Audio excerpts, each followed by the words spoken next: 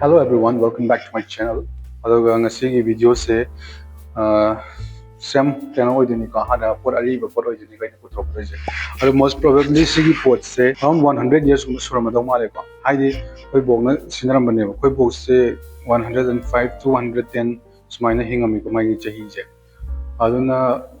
mana sinarak pada probably 15 years try the sinaba khoram gado male ko na kan mai matam da yam angang oina kena tarok pasina ba pot oibani na si pot se. Ado why am ngang da bida kai pot no je chara ye ko. Yeah. Moti ke tang mo le si singdok ke na in putrok pani. Si kai man yam tiang yum yam.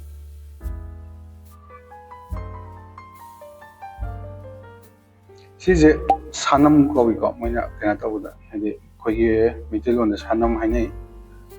Kari da sina ge ha matam da ko yi Khwang Phee sha ba do. Khwang Phee sha ba da sina ye ba. Si pot se. Aduga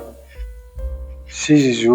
part of it kena Khwang Phee sha ba da sina pot ni ko si je. Si maga lei ko. Si moi je part mo je ni sigi kena je. Sumaina dark ama lei je. Sida ju lei ko. Sigi pot sida sigi makun jida yauri jida tawraga mai thauri tawraga sida thauri ani thwalaga sida tawra pundui ne ba sigi pot sida pullaga sumain tawraga phangda sumain phangda maning hapaga sumain tawraga thammaga saba pot le ba sigi pot se jik se si mot jik singdok se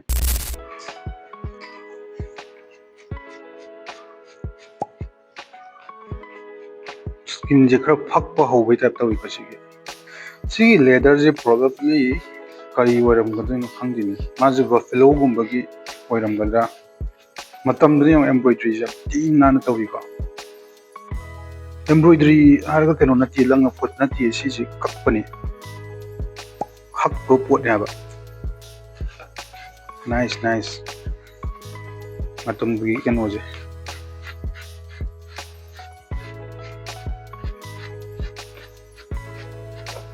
hojing matam si pot je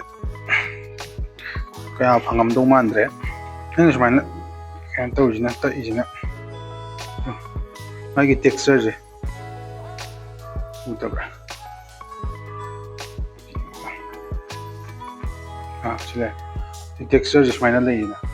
si sumaina ta lei je leather ki texture ne ji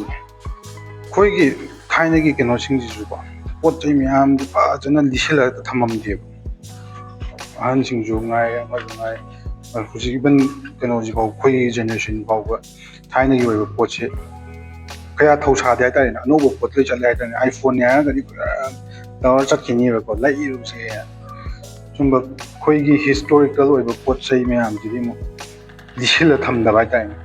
ni ba kram mang ga su le ho ba pot se tham ji lo se ba khoi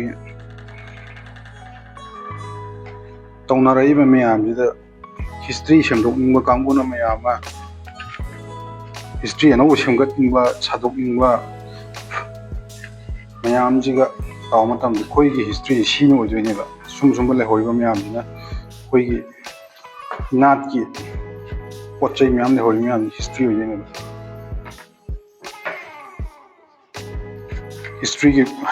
history ki proof ne hai ta ne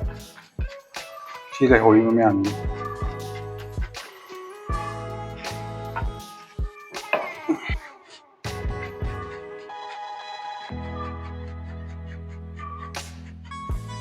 yung si texture yung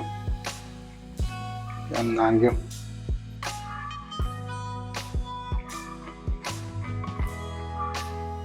yung si yung ka si po siya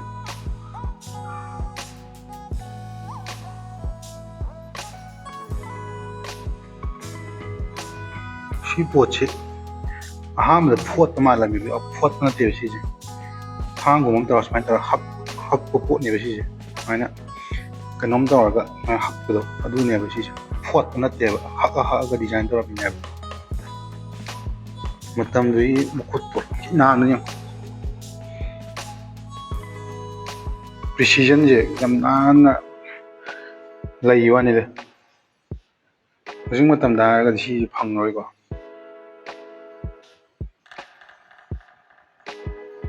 मैं मदो सिंगी को ꯑꯩꯈꯣꯏꯅ ꯌꯥꯝ ꯀꯟꯅ ꯈꯪ ꯍꯩꯗꯅ ꯈꯣꯠꯇꯅ ꯀꯩꯅꯣ ꯇꯧꯕꯁꯨ ꯅꯠꯇꯦ ꯑꯗꯨꯕꯨ ꯑꯩꯈꯣꯏꯒꯤ ꯕꯣꯕꯣꯛ ꯍꯣꯏꯅ ꯊꯝꯕꯤꯔꯝꯕ ꯄꯨꯄꯨ ꯍꯣꯏꯅ ꯊꯝꯕꯤꯔꯝꯕ ꯃꯌꯥꯝꯁꯦ ꯁꯤꯁꯦ ꯑꯩꯅ ꯀꯩꯅꯣ ꯇꯧꯁꯤꯜꯂꯒ ꯂꯧꯁꯤꯜꯂꯒ ꯇꯥꯁꯤꯜꯂꯒ ꯊꯝꯕꯁꯤꯅꯦꯕ ꯑꯩꯅ ꯈꯟꯖꯔꯤꯁꯦ ꯑꯦꯟ ꯄꯣꯠ ꯆꯩ ꯈꯔꯁꯨ ꯃꯌꯥꯝ ꯂꯩꯔꯤ ꯑꯗꯨ ꯈꯔ ꯂꯩꯕꯁꯦ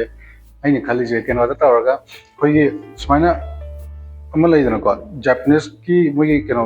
ꯀꯇꯥꯔꯥꯒꯨꯝꯕ ꯊꯝꯕꯒꯤ ꯋꯥꯜꯗ ꯊꯝꯕꯗ ꯅꯞꯄꯒ ꯁꯨꯃꯥꯏꯅ ꯁ꯭ꯇꯦꯞꯀ ꯅꯥꯏꯔ ꯊꯝꯕꯗꯣ ꯑꯗꯨꯒꯤ ꯇꯥꯏꯞꯇ ꯁꯤ ꯄꯣꯠꯁꯦ ꯇꯧꯔꯅꯤ ꯁꯤ ꯄꯣꯠꯁꯤ ꯃꯩ ꯀꯩꯅꯣ ꯇꯧꯔꯅꯤ ꯍꯥꯞꯄꯅꯤ ꯊꯝꯃꯅꯤ ꯃꯊꯪꯗ ꯑꯗꯩ ꯃꯊꯪ ꯁꯨꯃꯥꯏꯅ ꯁ꯭ꯇꯦꯞ ꯃꯌꯥꯝ ꯂꯩꯔꯤꯕꯀꯣ ꯄꯣꯠ ꯆꯩ ꯈꯔ ꯂꯩꯔꯤꯕ ꯄꯣꯠ ꯆꯩꯗꯣ ꯈꯔ ꯑꯗꯨꯝ ꯇꯞꯅꯤ ꯑꯗꯨꯝ ꯔꯤꯚꯤꯜ ꯇꯧꯔꯛꯀꯦꯕ ꯑꯃꯨꯛꯇꯪꯗ ꯄꯨꯂꯞ ꯇꯧꯔꯒꯦ ꯈꯖꯤꯛ ꯇꯧꯔꯒ ꯇꯧꯔꯛꯀꯦ ꯄ꯭ꯔꯣꯕꯦꯕꯂꯤ ꯅꯦꯛꯁ ꯚꯤꯗꯤꯑꯣꯗ ꯈꯤꯇꯪ ꯌꯥꯝ ꯊꯤꯅ ꯏꯟꯇꯔꯦꯁꯇꯤꯡ ꯑꯣꯏꯕ ꯄꯣꯠ ꯑꯃꯃꯨꯛ ꯇꯧꯔꯛꯀꯦꯀꯣ ꯃꯌꯥꯝꯒꯤ ꯚꯤꯗꯤꯑꯣꯁꯦ ꯏꯟꯇꯔꯦꯁꯇꯤꯡ ꯑꯣꯏꯇꯥꯔꯒꯗꯤ ꯀꯩꯅꯣ ꯇꯧꯕꯤꯔꯝꯃꯣ ꯁꯕꯁꯀ꯭ꯔꯥꯏꯕ ꯇꯧꯁꯤꯟꯕꯤꯔꯝꯃꯣ ꯂꯥꯏꯛ ꯇꯧꯁꯤꯟꯕꯤꯔꯝꯃꯣ ꯑꯦꯟ ꯉꯁꯤꯒꯤ ꯑꯣꯏꯅꯗꯤ ꯁꯤꯗ ꯂꯣꯏꯁꯤꯟꯖꯔꯒꯦ ꯑꯗꯨꯒ ꯃꯊꯪꯒꯤ ꯚꯤꯗꯤꯑꯣꯒꯤꯗꯃꯛꯇ ꯉꯥꯏꯃꯤꯟꯅꯔꯁꯤ